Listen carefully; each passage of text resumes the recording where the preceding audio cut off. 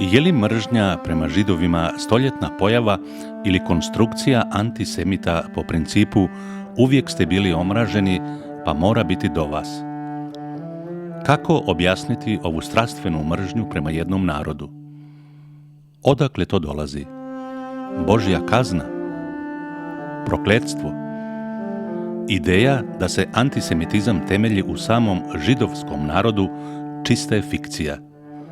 Ali gdje leži korijen te ideje i kako je ona utjecala na izgradnju društva? Ova pitanja stoje u središtu duge povijesti koja započinje u antičkoj prošlosti i traje do danas. Jedno od prvih društava s dokazanim izraženim antijudaizmom bila je staroegipatska civilizacija. Prvi zabilježeni izljev antižidovskog nasilja dogodio se 38. godine poslije Krista u Aleksandriji. U to vrijeme Rimsko carstvo gotovo je kontroliralo cijeli Mediteran. Na tom području živjelo je i 4 milijuna Židova, od toga 1 milijun u malom kraljevstvu Judeji. U Aleksandriji, jednom od najvećih gradova svijeta, postojala je prosperirajuća židovska zajednica. Rimsko pravo dopuštalo im je tradicionalni način života i slobodno ispoljavanje vjere. U cijelom carstvu židovstvo, koje je tada još uvijek misioniralo, privlačilo je nove sljedbenike i prihvaćalo ih u svoje redove. Kao kulturni i religijski centar Egipta, Aleksandrija je bila kozmopolitski grad s populacijom koju su činile Rimljani, Grci, Egipćani i Židovi. Mnogi Židovi su došli u grad u pratnji Aleksandra Velikog, neki kao robovi, ali većinom kao vojnici. Postigli su napredak u raznim zanimanjima, što je izazvalo zavist i neprijateljstvo među Egipćanima. Židovski narod ima vlastite zakone, kao što je zabrana konzumacije svinjskog mesa i neradni 7. dan. Budući da su Židovi kao jedini narod u Rimskom carstvu vjerovali u jednog jedinog Boga, mogli su izbjeći kult obožavanja cara u svojim sinagogama.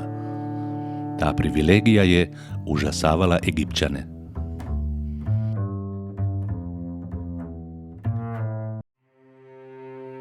U antičkom Rimu kult obožavanja cara je imao političku svrhu, jer je služio kao sredstvo za održavanje stabilnosti i jedinstva u Rimskom carstvu. Osim toga, carevi su koristili ovu religioznu dimenziju vlasti kako bi legitimirali svoju vlast i kontrolu nad rimskim društvom. Rimski car Kaligula postao je najpoznatiji po priči da je svog omiljenog konja proglasio za senatora. Kaligula je bio poznat po svojim ekscentričnim potezima i često je donosio kontroverzne odluke. Veći dio njegove vladavine bio je obilježen skandalima, nasiljem i luksuzom, što je dovelo do njegovog lošeg ugleda u historiji Rimskog carstva. Godine 38. car Kaligula imenovao je Židova Heroda Agripu novim vladarom Judeje. Kada je Agripa na putu prema svojem kraljevstvu zastao u Aleksandriji, nezadovoljstvo potlačenog egipatskog stanovništva pod vlašću Rimljana je eskaliralo. Herod Agripa, bogat vladar, prijatelj i miljenik cara, svečano je ušao u Aleksandriju s liktorima, svojom pratnjom i simbolima rimske moći. Unatoč raskošnom dolasku, Egipćani su se okupili u amfiteatru i priredili veliki spektakl. Parodirali su Agripin dolazak. Prosti puk Aleksandrije stavio je krunu na glavu nekoj budali i izvodio sprdnju na račun Agripinog posjeta. On je postao personifikacija njihovog neprijatelja, kao zamjena za Židove, obračunavali su se s njim. Među oduševljenim gledateljima bio je i Apion, upravitelj poznate Aleksandrijske knjižnice. Rimski povjesničar Apion smatra se jednim od prvih poznatih protivnika Židova u povijesti. Apion je napisao djelo pod nazivom Apologija za Židove, u kojim je iznosio brojne klevete protiv židovskog naroda. U svom dijelu tvrdio je da su Židovi inferioran narod, iznosio laži o njihovoj povijesti i religiji, te ih je pokušavao prikazati u lošem svjetlu. Tvrdio je da su Židovi mizantropi i licemjeri.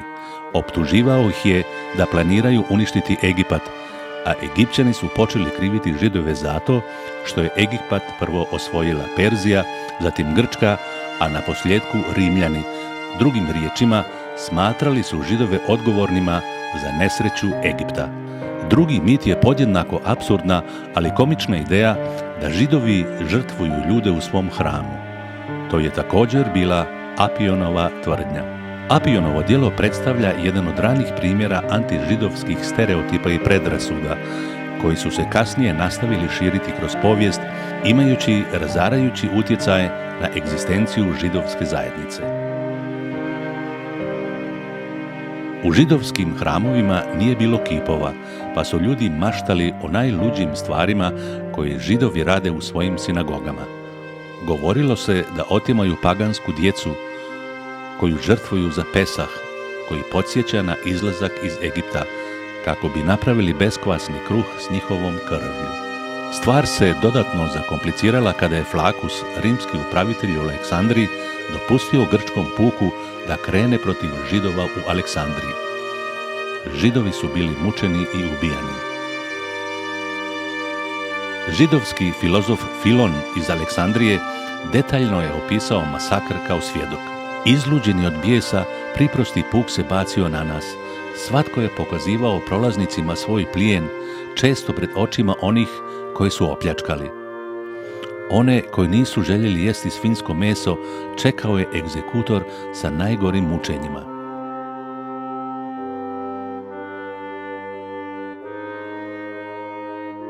U antičko doba bilo je izbijanja antijudeizma i antisemitizma u Aleksandriji, Babilonu, Egiptu. Međutim, to su bili samo kratki izljevi nasilja, a život se nakon toga nastavljao. U rimskom promišljanju uvijek je postojao određeni prezir prema Židovima, no nisu tada nastala antižidovska društva. Ona su se počela razvijati tek dolaskom kršćanstva. U Jeruzalemu, središtu malenog kraljevstva Judeje, koje je bilo pod rimskom okupacijom, već nekoliko godina egzistiraju različite struje judaizma koje konkuriraju među sobom. Isus iz Nazareta, sin židovske obitelji, tvrdi da je on Mesija kojeg su Židovi dugo očekivali. Predvodi malu zajednicu koja sve više dobiva na značaju.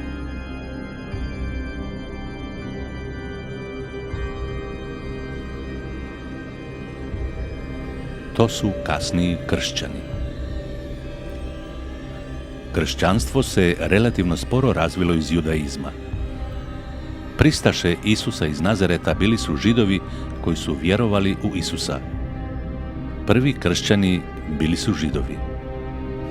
U početku je bilo teško razlikovati Židove i kršćane jedne od drugih.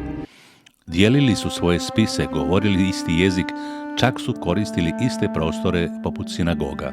Dakle, pitanje je što su imale te dvije religije zajedničko, što ih je razdvajalo i kakvu je ulogu taj proces razdvajanja imao u stvaranju antisemitizma ili bolje rečeno antijudaizma. Kršćanski filozof Justin prvi poziva na odvajanje judaizma i kršćanstva. On je ovaj raskid inscenirao oko 135. godine poslije Krista u Nablusu u razgovoru s imaginarnim Židovom. U tom razgovoru objašnjava mu da je Bog napustio Židove, izabrani narod, i da su kršćani pozvani da preuzmu njegovo mjesto.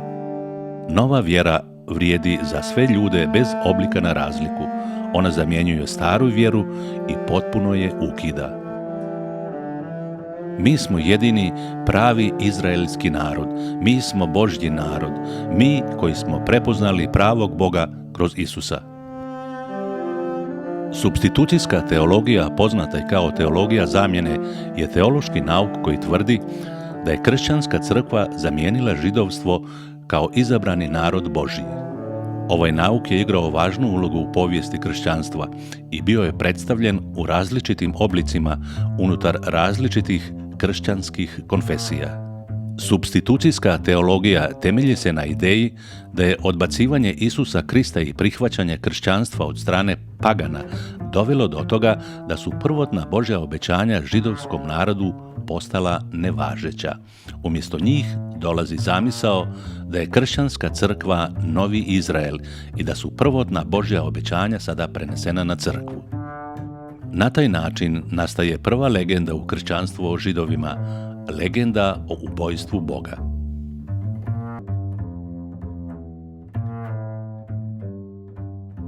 Apostol Juda, poput svih Isusovih učenika, bio je Židov. Tvrdi se da je izdao Isusa i time je kriv za njegovu smrt. Otad se vjeruje da su Židovi ubili Krista, smatraju se Kristoubojicama. Ako je kršćanski Bog, Bog ljubavi, odakle dolazi sva ta mržnja i zlo u svijetu? Pa krivci su morali biti drugi. Kršćanski narativ trebao je nekoga tko bi personificirao tu temeljnu komponentu mržnje i nasilja. Od 2. stoljeća nadalje, kršćani su sve više počeli kriviti Židove za ubojstvo Bogočovjeka. Da su krivnju za to pripisali Rimljanima, latinski ne bi postao jezik Božji i Rim ne bi postao njihov glavni grad.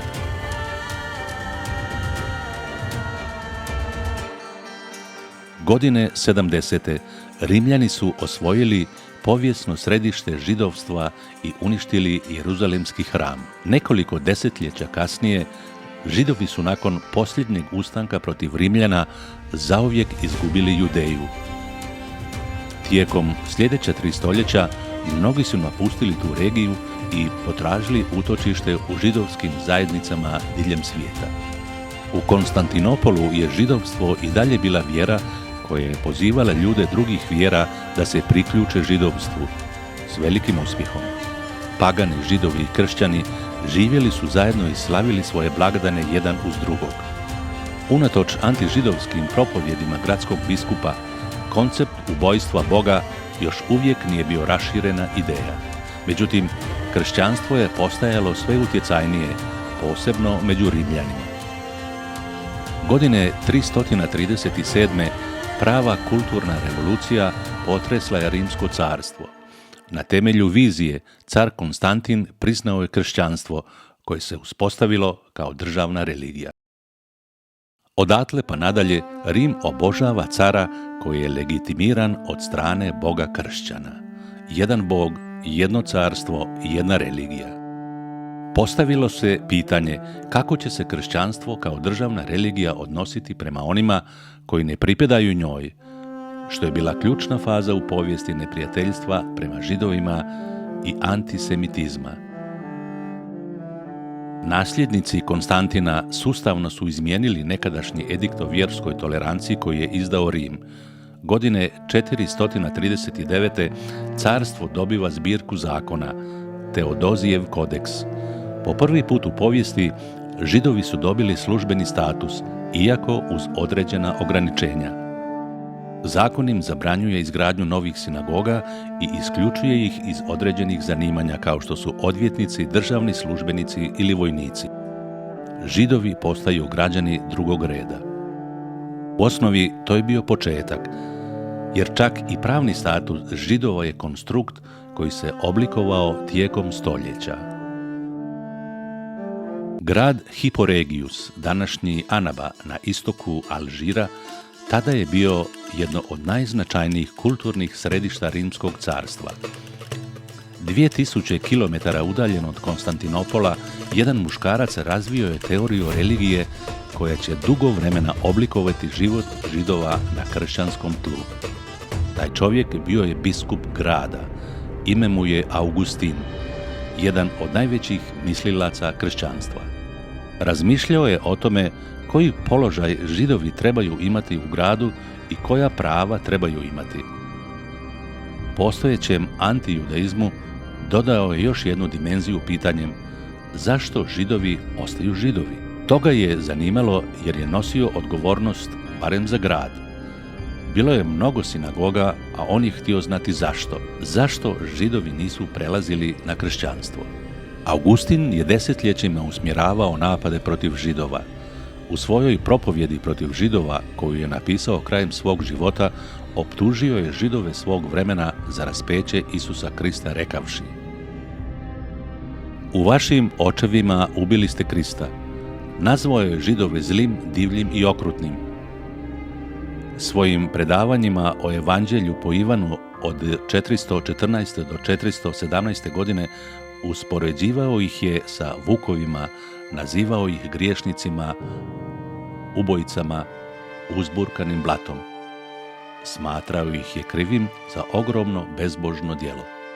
Prema Augustinu, Židovi su imali pozitivnu ulogu za kršćanstvo, jer ne vjerujući u biblijska proročanstva o Isusu, potvrdili su njihovu vjerodostojnost i upravo zbog ovog svjedočenja koje nam daju protiv svoje volje, posjedovanjem i čuvanjem tekstova raseljeni su među svim narodima gdje crkva doseže.